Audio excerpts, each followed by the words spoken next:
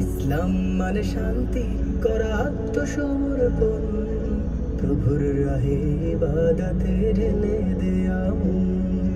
ইসলাম মানে শান্তি করা আত্মসমর্পণ, প্রভুর রাহে ইবাদতে ঢেলে দেয়া মন। ইসলাম মানে একতার চরিত্র দর্পণ, পালন করা হুকুম যত রবেরই অর্পণ।